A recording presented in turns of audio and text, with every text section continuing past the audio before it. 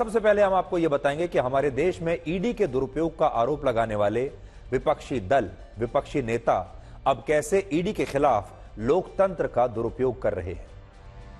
आज पश्चिम बंगाल के उत्तर 24 परगना में एक कार्रवाई करने के लिए पहुंची ईडी की टीम पर हिंसक भीड़ ने हमला कर दिया, जिसमें ईडी के 3 अफसर घायल हो गए और इनमें 2 अफसरों को सिर में गंभीर चोटें आई हैं। लेकिन हैरानी की बात यह है कि इस हमले के बावजूद अब तक किसी भी विपक्षी नेता ने यह नहीं कहा कि पश्चिम बंगाल में लोकतंत्र और संविधान खतरे में आ चुके हैं। आप ये तस्वीरें देखिए, आप हैरान हो जाएंगे। ये ईडी के अधिकारी हैं। ईडी के अधिकारी जो रेड डालने के लिए गए थे, आज उन पर ही एक रेड हो गई और ईडी के अधिकारियों की क्या हालत की है, एक टीएमसी नेता के समर्थकों ने, उग्र भीड़ ने, यहां आप देख सकते हैं।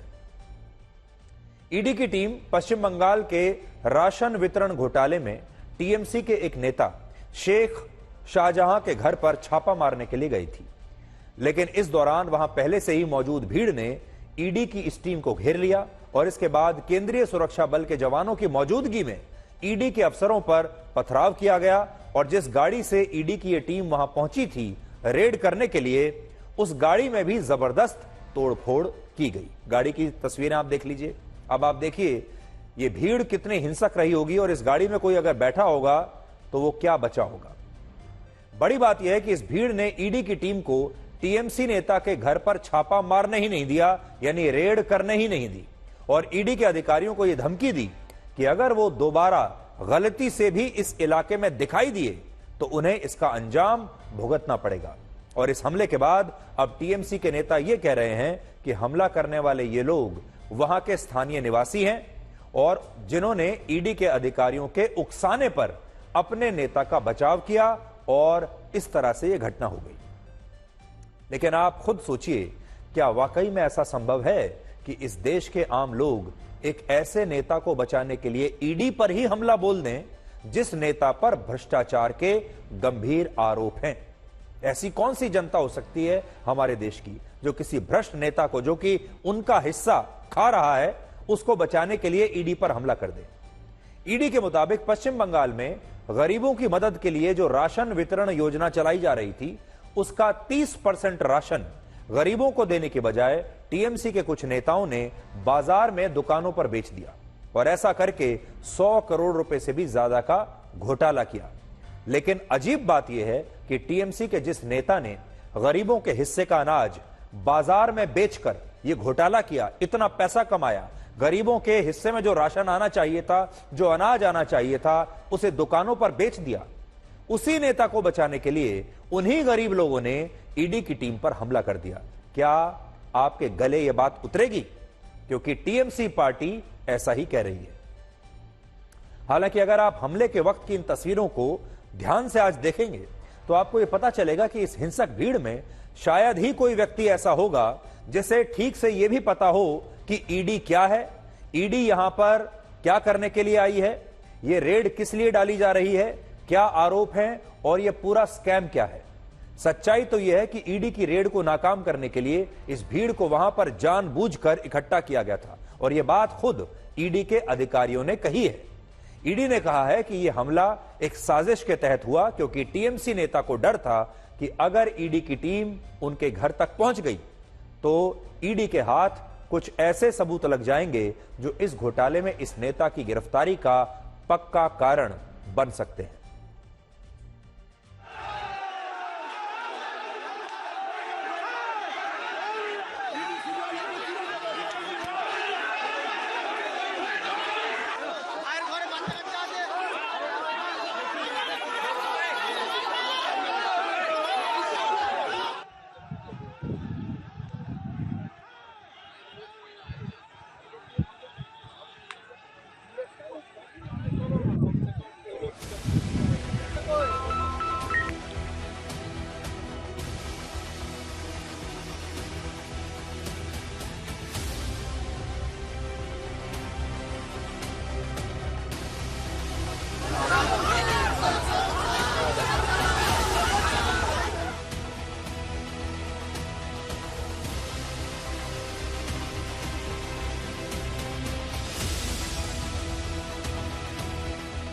आज सुबह लगभग 8:20 उसी समय हम लोग का संदेशखाली थाना में एक मेल मिला था ईडी ऑफिशियल से। वो लोग वहाँ कुछ जगह रेड के लिए जा रहे हैं, इसका हम लोग को इंटीमेट कर दिया था।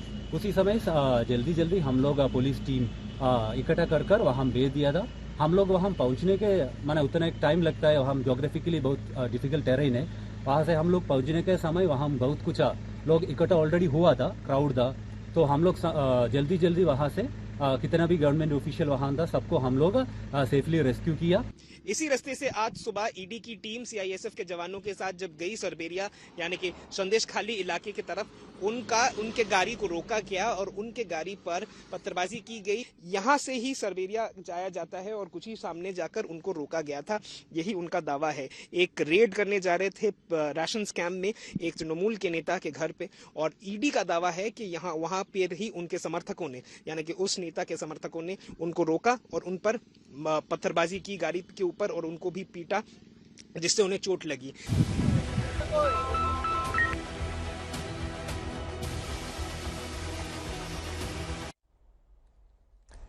हमें सूत्रों से यह भी पता चला कि इस मामले में ईडी अब टीएमसी के नेता के खिलाफ अरेस्ट वारंट लाने के लिए अदालत जा सकता है और ईडी की तरफ से अदालत में यह अर्जी भी दी जा सकती है कि उत्तर 24 परगना में टीएमसी नेता के घर पर केंद्रीय सुरक्षा बलों की तैनाती की जाए ताकि राशन घोटाले से जुड़े इस मामले में सबूतों से कोई छेड़छाड़ न हो।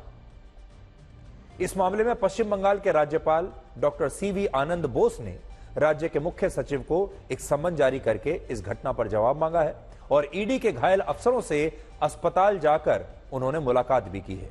जबकि बीजेपी ने केंद्रीय गृह मंत्रालय को चिट्ठी लिखकर इस मामले की एनआईए से जांच कराने की मांग की है और कहा है कि जिन लोगों ने ईडी की टीम पर हमला किया वो लोग वही रोहिंग्या शरणार्थी हैं जो घुसपैठ करके सीमा पार से भारत में आए हैं और जिन्हें टीएमसी के नेता शेख शाहजहां जैसे नेताओं का संरक्षण मिला हुआ है।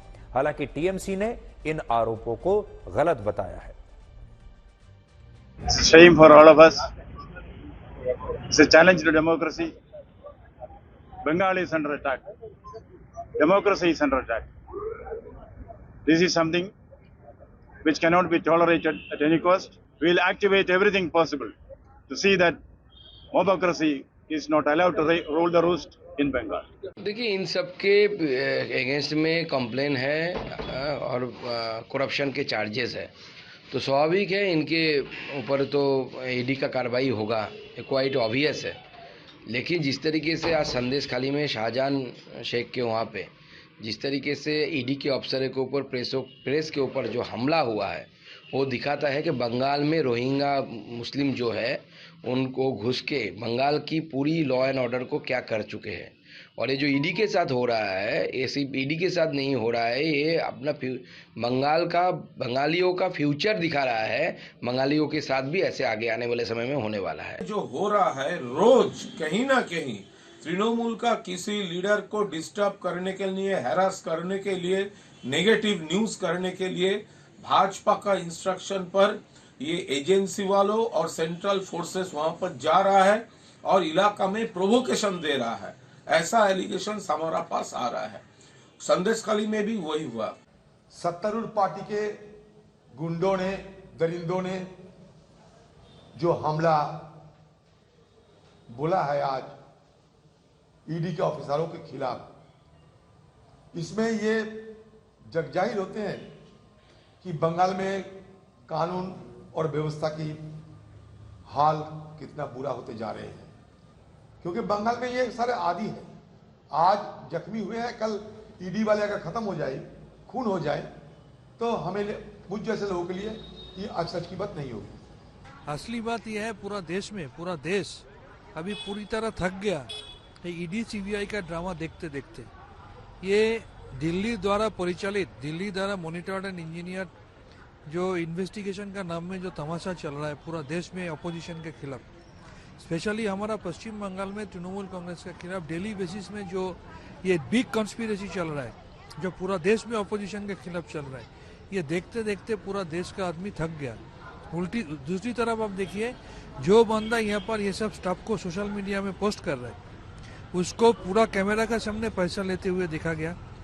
उसका पूरा फैमिली मेंबर्स के खिलाफ करप्शन का आरोप है, लेकिन उनका कोई टच नहीं करता है, उनके खिलाफ कोई कार्रवाई नहीं करता है लीडर ऑफ अपोजिशन शुभेंदु अधिकारी, क्योंकि वो बीजेपी से बिलोंग करते हैं।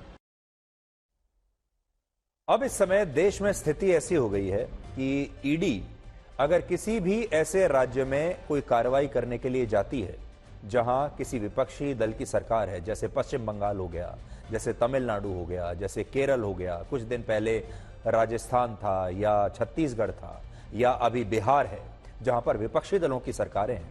अब विपक्षी दलों के नेता ईडी को गंभीरता से लेते ही नहीं, और अब तमाम विपक्षी दल, चाहे मामला कितना भी गंभीर हो, कैसा भी मामला हो, छोटा हो बड़ा हो, तमाम विपक्षी दल ये कहकर ईडी के संबंध से और रेड से बचने की कोशिश करते हैं कि ईडी जो है वो तो सरकार एक खिलौने के तौर पर इस्तेमाल कर रही है और इन मामलों में कोई सच्चाई है नहीं। यानी ये सारे विपक्षी नेता अपने आप को खुद ही क्लीन चिट दे देते हैं, और जैसे ही ईडी का नाम आता है तो कहते हैं कि ईडी जो है वो हमारे खिलाफ है, वो राजनीतिक रूप से काम कर रही है।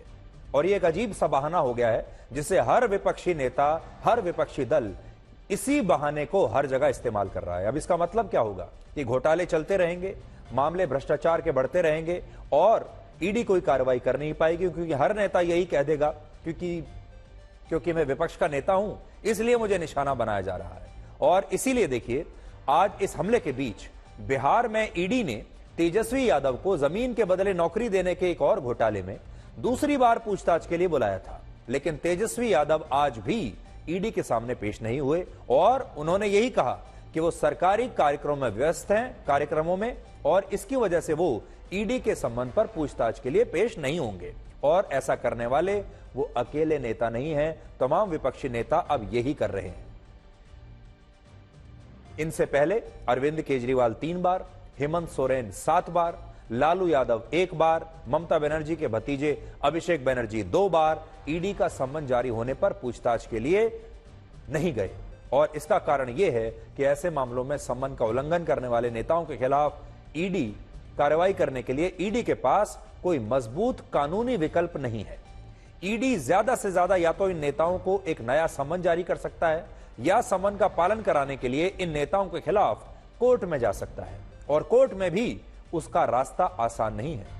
पिछले साल ही सुप्रीम कोर्ट ने यह कहा था कि अगर कोई नेता या व्यक्ति ईडी के सम्मन के बावजूद पूछताछ के लिए पेश नहीं होता तो इसका मतलब यह नहीं है कि ईडी उस नेता या व्यक्ति को गिरफ्तार कर सकता है।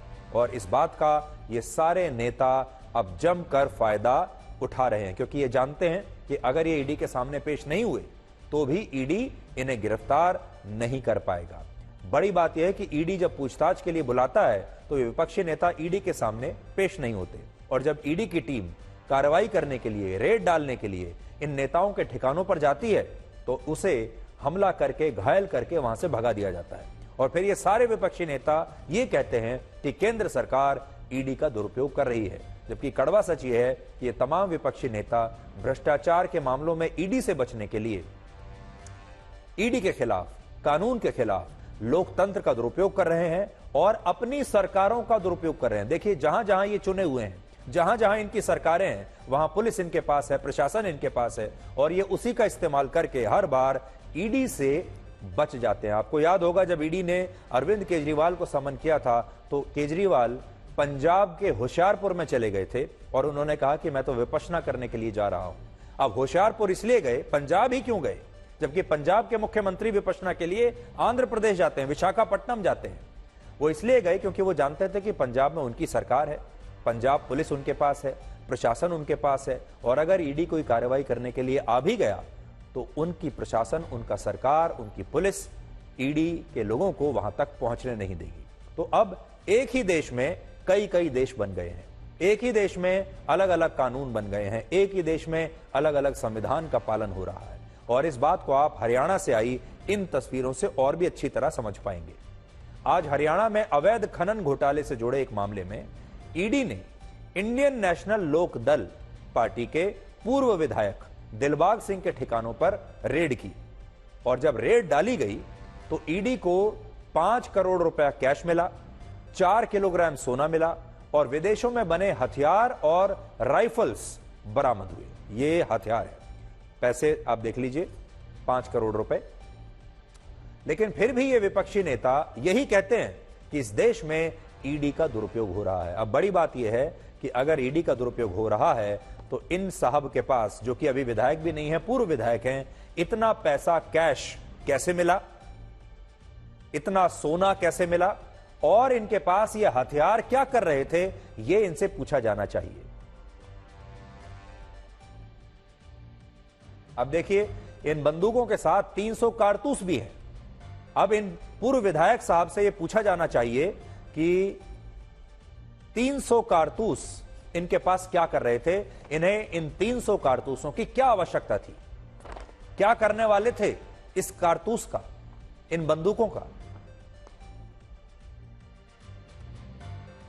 तो बड़ी बात यह है कि हमारे देश में कोई भी व्यक्ति जब राजनीति में आता है, विधायक बनता है, सांसद बनता है, तो आपने देखा होगा वो अचानक से अमीर बन जाता है।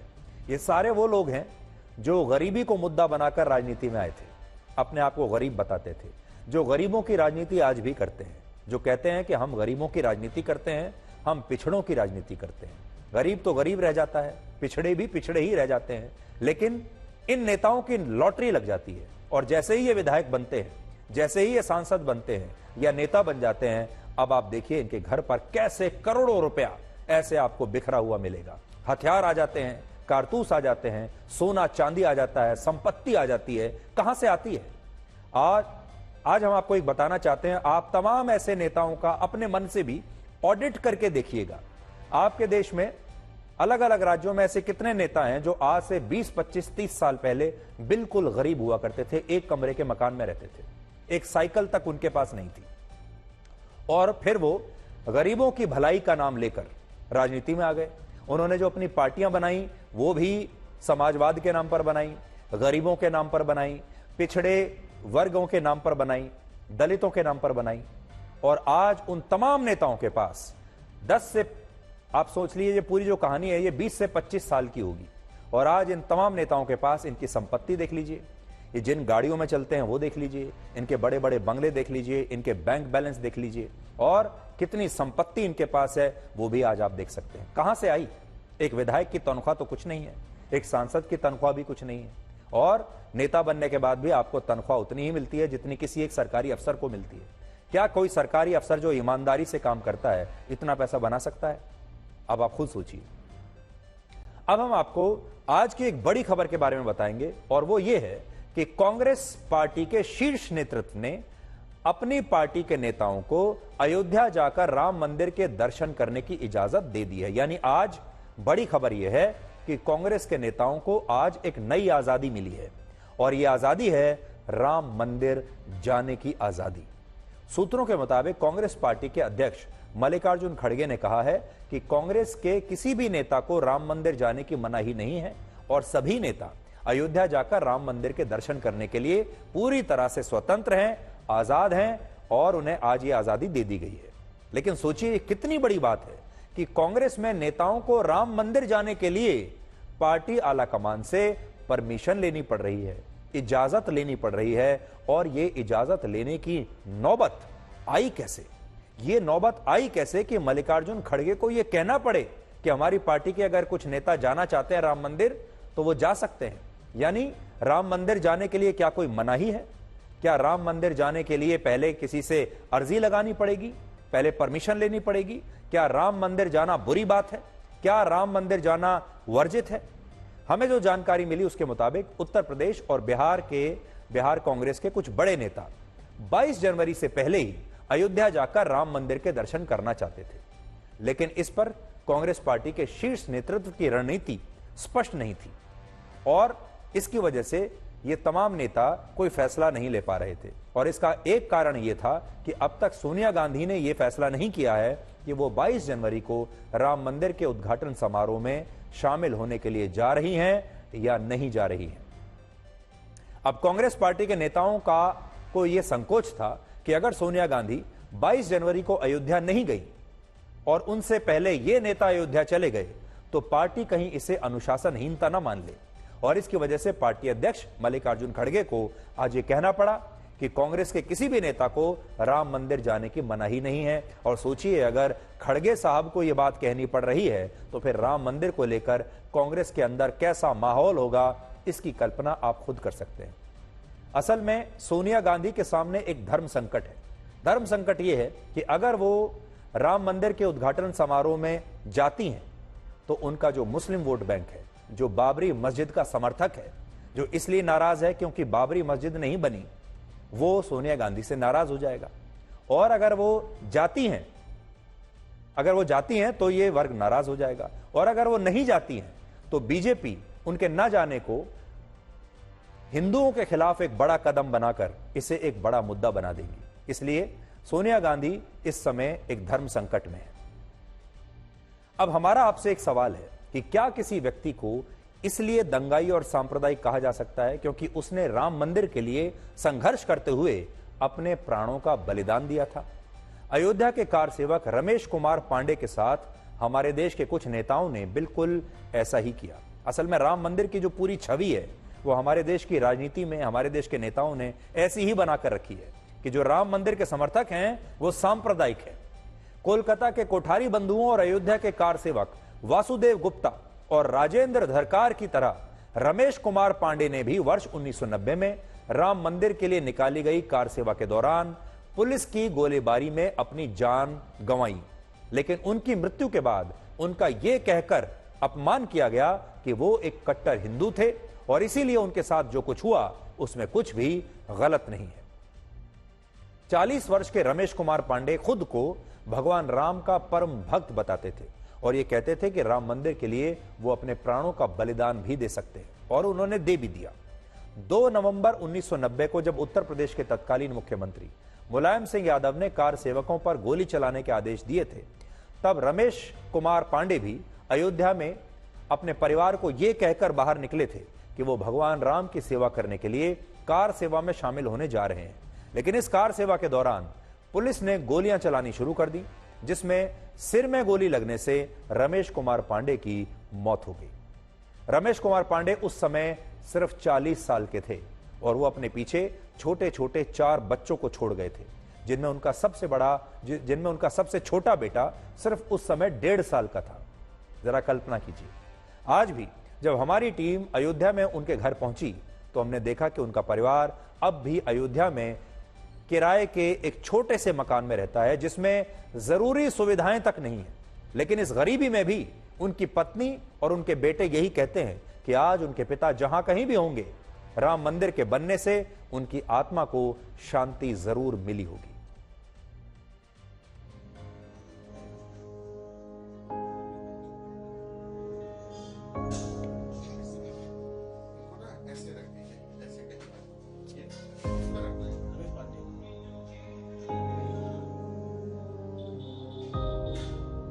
हम इस समय पर अयोध्या के राजा बाजार के उस घर पर मौजूद हैं।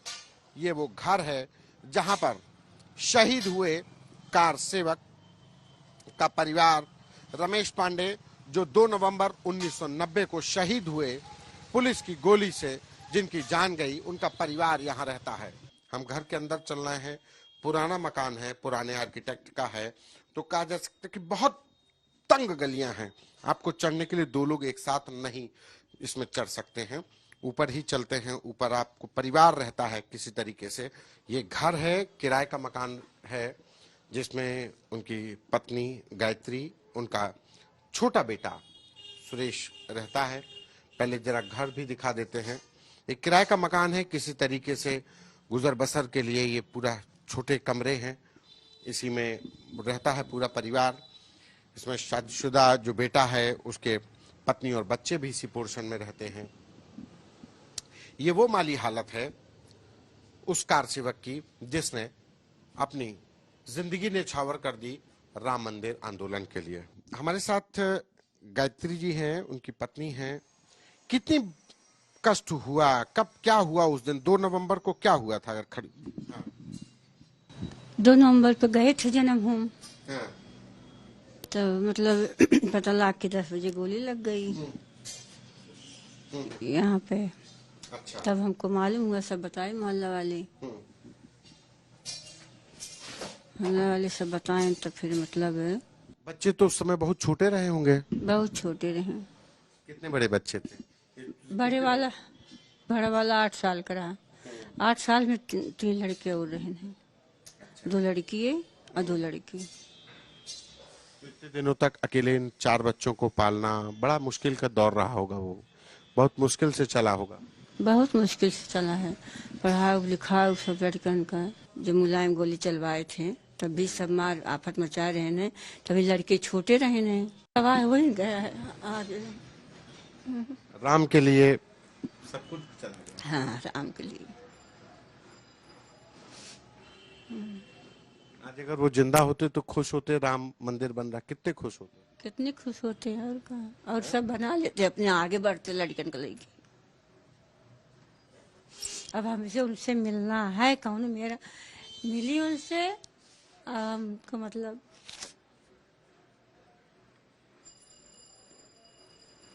भाई लड़का है उनका, वही लगवाए हैं उथुमा जन्मभूमि ऐसे प्राइवेट मतलब। लेकिन हम वही सोचे थे कोई लड़का कहूँ लाग जाए, जिंदगी वो हो जाए। और हमको जो मोदी जी हमको मिले, हम उनसे मिले चाहे थे, तब मंदिर में बैठे, तब उद्घाटन करें। अब तक हम ना बोलते रहे, लेकिन अब है 30 साल बीत गए जिंदगी। क्या हुआ था उस दिन, कहाँ गए थे, कैसे क्या बताया गया? कुछ लोगों ने बताया होगा ना कि हाँ, सब मोहल्ले वाले बताते हैं, जो उसके साथ के थे वो सब बताते हैं। यहीं से इधर से चढ़ के सब लोग गए थे, इधर से पुलिस वाले रोक रहे थे, तो सब लोग 8, 10, 15 लोग जितने यहाँ के इकट्ठा पूरे मोहल्ले के सब चढ़ के गए। फिर उधर जब मंदिर की तरफ बढ़ते चले गए तो बीच में वहाँ शहीद गली कहलाता है, तो वहाँ पे जो है तो गोली चलने लगी। तो उनके जैसे कुछ लोग को दिखाई पड़ा, उनको इनके सर पे गोली मार दी गई। तो जो साथ के लिए थे तो भागे, तो भाग गई, मतलब कि अब भागे, ये भी भाग गए थे, लेकिन इनको भी लगी गोली। तो वही तो बताए थे। कितनी गोली लगी थी? एक गोली ही लगी थी सर। हाँ, एक गोली लगी थी, क्योंकि जो उनके साथ के थे उसमें थे, अब तो नहीं रह गए। ये सामने वाले रहते थे, सामने लोग भी गए थे। तो इस बार ये लोग बताते थे कि जब हम लोग वहाँ मंदिर तक पहुँच गए थे तो फायरिंग शुरू हो गई, तो हम लोग छितर-बितर होने लगे, उसी में उनको एक गोली लग गई। अब भगवान राम का मंदिर तो बन गया है। जी हाँ, इस खुशी है, ये तो खुशी है कि कम से कम जो जिस लिए वो गए, जिस लिए मतलब कि कुछ हुआ, उसके लिए तो कम से कम वो मंदिर तो बन रहा है। अगर ना बनता तो हम तो सोच ही नहीं थे बनेगा, लेकिन मंदिर बने बहुत खुशी है। कम उनकी जहाँ भी होंगे बहुत खुश होंगे। याद ही नहीं हो गया, चेहरा तक नहीं देखा, याद होगा? कुछ नहीं याद है, कुछ नहीं याद है। पापा क्या होते हैं मैं जाना ही नहीं आज तक।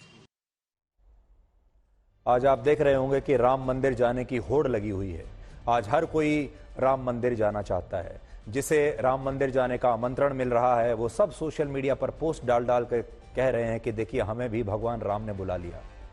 अब जब भव्य मंदिर बन चुका है तब सब वहां जाना चाहते हैं, लेकिन जब यह मंदिर नहीं बना था, जब संघर्ष चल रहा था, जब कुर्बानी करने का समय था, जब राजनीति विपरीत दिशा में चल रही थी, जब राम भक्त होना एक अपराध बना हुआ था, तब ये सारे लोग गायब थे। इसलिए राम मंदिर की जो चकाचौंध है उसके बीच आपको बलिदान और संघर्ष की इन कहानियों को भूलना नहीं चाहिए। हमारे देश के लोगों की याददाश्त बड़ी कमजोर होती है। लोग सिर्फ भव्य राम मंदिर देखेंगे, उस राम मंदिर के नीचे कितने लोगों ने अपनी शहादत दी है, कितने लोगों ने अपना बलिदान दिया है, कितने परिवारों ने अपना सब कुछ न्यौछावर कर दिया। और आज भी वो परिवार कहते हैं कि हमने ये सब क्यों किया, वो कहते हैं राम के लिए किया। इसलिए आज उन परिवारों को नमन करने का दिन है और हम ब्लैक एंड व्हाइट में लगातार हर रोज आपको एक ऐसे कार सेवक के परिवार से मिलवाते हैं जिस कार सेवक ने अपना जीवन बलिदान कर दिया भगवान राम के लिए और इस राम मंदिर के लिए। और आपने देखा होगा, आप लगातार हर रोज ऐसे लोगों की कहानियां देख रहे हैं ताकि आप इन लोगों के बलिदान को हमेशा याद रखें और यह भी याद रखें कि अयोध्या में राम मंदिर जो था उसका बनना अभूतपूर्व और ऐतिहासिक क्यों है। इसलिए इन लोगों को आप भूल मत जाइएगा। अब हम भगवान श्री राम पर हमारी विशेष सीरीज के 5वें अंश में आपको हे राम से जुड़ा एक प्रसंग बताएंगे। हमारे देश में लोग संकट, विपदा और विषाद की स्थिति में अक्सर हमेशा ये कहते हैं हे राम। आपने भी कभी ना कभी हे राम जरूर कहा होगा। और महात्मा गांधी ने भी अपनी मृत्यु के अंतिम क्षणों में यही कहा था, हे राम। लेकिन हे राम के मूल प्रसंग के बारे में आज भी शायद बहुत कम लोगों को पता है। इसलिए हमने तय किया कि हम अपनी विशेष सीरीज के नए भाग में आपको हे राम से जुड़ा मूल प्रसंग बताएंगे, जिसका उल्लेख रामायण में किया गया है। इसलिए ध्यान से सुनिएगा। कैकेयी को वचन देने के बाद जब राजा दशरथ ने भगवान श्री राम को राज्याभिषेक से पहले 14 वर्षों के वनवास पर जाने के लिए कहा, तब राजा दशरथ का हृदय शोक और संताप में डूबा हुआ था। धर्म चक्र में बंधे राजा दशरथ के लिए हर क्षण उनके दुखों में वृद्धि कर रहा था और इसी वजह से उन्होंने निश्चय किया कि उनके महामंत्री सुमंत भगवान राम, सीता और लक्ष्मण को वनवास के लिए अयोध्या नगरी की सीमा तक छोड़ने जाएंगे। राजा दशरथ ने सुमंत से कहा कि वो 2-4 दिन वन में बिताने के बाद किसी भी तरह भगवान श्री राम को अयोध्या वापस लाने का प्रयास करें और अगर भगवान राम और लक्ष्मण उनकी विनती करने के बाद भी वनवास के वचन को तोड़कर अयोध्या लौटने के लिए तैयार नहीं होते तो वो कम से कम सीता को तो जरूर वापस अयोध्या लेकर आ जाएं। इसका अर्थ यह है कि राजा दशरथ अपने पुत्र राम से एक क्षण का वियोग भी बर्दाश्त नहीं कर सकते थे, इतना प्यार करते थे और वो चाहते थे कि भगवान श्री राम 2-3 दिन वन में रहने के बाद सुमंत के साथ वापस अयोध्या लौट आए। लेकिन भगवान राम अपने आदर्शों के पक्के थे, इसलिए जब सुमंत ने उन्हें और लक्ष्मण को वनवास शुरू होने के कुछ ही दिन के बाद वापस अयोध्या लौटने के लिए कहा तो भगवान श्री राम ने इससे साफ इनकार कर दिया और कहा कि वो 14 वर्ष का पूरा वनवास भोगेंगे। और सीता और लक्ष्मण ने भी कहा कि जहां राम है वहीं उनके लिए अयोध्या है, इसलिए वो भी राम को छोड़कर जाएंगे नहीं। इस समाचार के साथ जब सुमंत वापस अयोध्या लौटे तो राजा दशरथ ने रुंधे हुए गले से उनसे पूछा कि सुमंत, मेरा राम, मेरा लक्ष्मण और मेरी सीता कहीं दिखाई क्यों नहीं दे रहे और तुम उन्हें अपने साथ क्यों नहीं लाए? इस पर सुमंत राजा दशरथ को भगवान राम का संदेश पढ़कर सुनाते हैं और कहते हैं कि भगवान राम ने अयोध्या के सभी वासियों, मंत्रियों और राज परिवार के लोगों से निवेदन किया है कि वही लोग राम के प्रिय होंगे जो उनके पिता के जीवन को सुखी और आनंदित करने में सहायक होंगे। ये बात सुनकर राजा दशरथ को समझ में आ गया कि भगवान राम अब 14 वर्षों के वनवास के बाद ही अयोध्या लौटेंगे और इन्हीं क्षणों में राजा दशरथ का दुख इतना ज्यादा बढ़ गया कि उन्होंने अपने प्राण त्यागने से पहले कहा, हे राम, अगर तुम्हारे जैसा पुत्र मुझसे बिछड़ गया तो इस संसार में मुझसे ज्यादा पाप करने वाला कोई और नहीं होगा। इसी के बाद राजा दशरथ ने अपने प्राण त्याग दिए और प्राण त्यागने से पहले उन्होंने अपने पुत्र भगवान श्री राम को स्मरण करते हुए कहा, हे राम। राम कथा में इस बात का भी उल्लेख है कि राजा दशरथ ने राम के वियोग में अपने प्राण त्यागने से पहले माता कौशल्या को यह बताया था कि एक समय वो शिकार के लिए अपने सिपाहियों के साथ जंगल में गए थे, लेकिन दिन भर प्रतीक्षा करने के बाद भी जब उन्हें कोई जंगली जानवर देखने को नहीं मिला तो उन्होंने शिकार के लिए रात में जंगल में ही रुकने का फैसला किया। रात में जंगल में विश्राम के समय जब राजा दशरथ को झील के किनारे कुछ आहट महसूस हुई तो उन्हें लगा कि वहां कोई बड़ा जानवर आया है, जिसके बाद उन्होंने अपने धनुष बाण से उस पर हमला कर दिया। बाण चलाने के बाद जब राजा दशरथ झील के किनारे पर पहुंचे तो उन्होंने यह देखा कि उनका बाण किसी जानवर को नहीं बल्कि श्रवण कुमार को लगा है। श्रवण कुमार के माता पिता नेत्रहीन थे। आपने श्रवण कुमार की कहानी तो सुनी ही होगी। उनके माता पिता नेत्रहीन थे जिन्हें श्रवण कुमार ने अपने कंधे पर तीर्थ यात्रा कराने का फैसला किया था और इसी यात्रा के दौरान वो अपने माता पिता के लिए पानी लाने के लिए झील के किनारे पर आए थे, लेकिन राजा दशरथ के बाण से उनकी मृत्यु हो गई।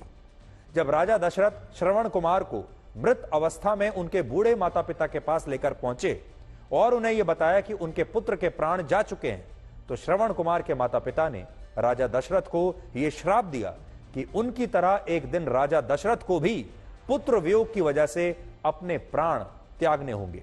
और बाद में ऐसा ही हुआ और राजा दशरथ ने भगवान राम के वनवास पर जाने के बाद हे राम कहते हुए अपने प्राण त्याग दिए। इसके अलावा वनवास के दौरान जब रावण ने एक साधु का रूप धारण करके सीता का हरण किया था तब भी सीता ने यही कहा था, हे राम। तो हमारी हर रोज कोशिश होती है इस विशेष सीरीज के जरिए कि हम भगवान राम की इस कहानी से आपका नया परिचय करवाएं, उनके आदर्शों से आपका परिचय करवाएं, उन्होंने किस तरह अपनी मर्यादा का पालन किया उससे आपका परिचय करवाएं, ताकि आप सीख सकें, आप बेहतर इंसान और सफल इंसान बन सकें। और यहां पर हर रोज हम आपको यह बताते हैं कि हमेशा जीवन में हर प्रकार की स्थिति के लिए तैयार रहना चाहिए। एक ऐसा राजकुमार जिसका राज्याभिषेक होने वाला है और ठीक राज्याभिषेक से पहले उसे राजपाट नहीं बल्कि वनवास मिल जाए और वो उसे खुशी खुशी स्वीकार कर ले, इससे आप सबको बहुत कुछ सीखना चाहिए। और ऐसा लगता है कि भगवान राम ने ये ड्यूटी हमारी लगाई है इस समय, सबको जैसे अलग अलग रोल दिए हैं, सबको अलग अलग किरदार दिए हैं, तो शायद हमारी ड्यूटी ये लगी है कि हम हर रोज आपको भगवान श्री राम की इस कथा के बारे में बताते चलें। अब आप ये देखिए कि 22 जनवरी को राम मंदिर में रामलला की प्राण प्रतिष्ठा के कार्यक्रम के लिए जो निमंत्रण पत्र 8000 अतिथियों को भेजा जा रहा है, उस निमंत्रण पत्र में खास क्या है, वो निमंत्रण पत्र आज हमारे पास है और हम आपको दिखाते हैं कि ये निमंत्रण पत्र कैसा है और इसमें क्या खास है।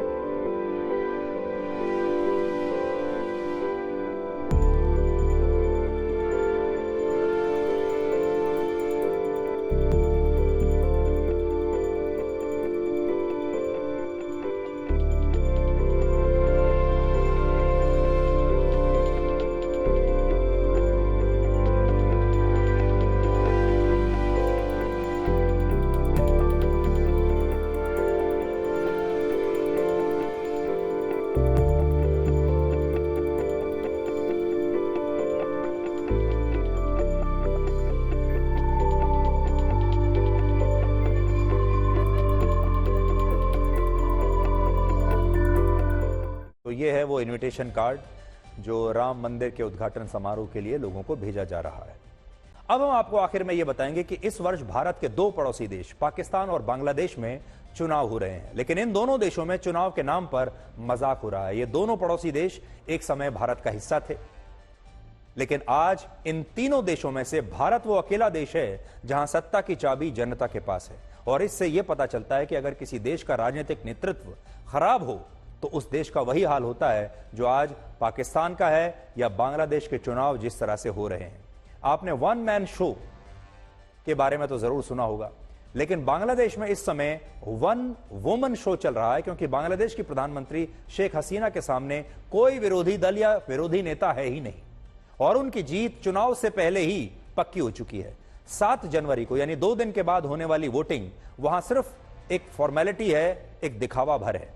बांग्लादेश के आम चुनाव में शेख हसीना की पार्टी का मुकाबला जिनसे हो रहा है वो भी शेख हसीना के ही समर्थक हैं, यानी फैसला जो भी आए जीत शेख हसीना की ही होगी और वो लगातार चौथी बार प्रधानमंत्री बनेगी।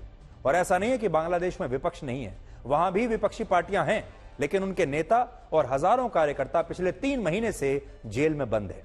बांग्लादेश की मुख्य विपक्षी पार्टी बांग्लादेश नेशनलिस्ट पार्टी के नेता और पूर्व प्रधानमंत्री बेगम खालिदा जिया को भी जेल में भेज दिया गया है। सोचिए, बांग्लादेश में चुनाव है और देश की सबसे बड़ी विपक्षी नेता जेल में बंद है, और ये वो नेता है जो बांग्लादेश की प्रधानमंत्री रह चुकी है। बांग्लादेश में परसों होने वाले आम चुनाव का 14 विपक्षी पार्टियों ने बहिष्कार किया है।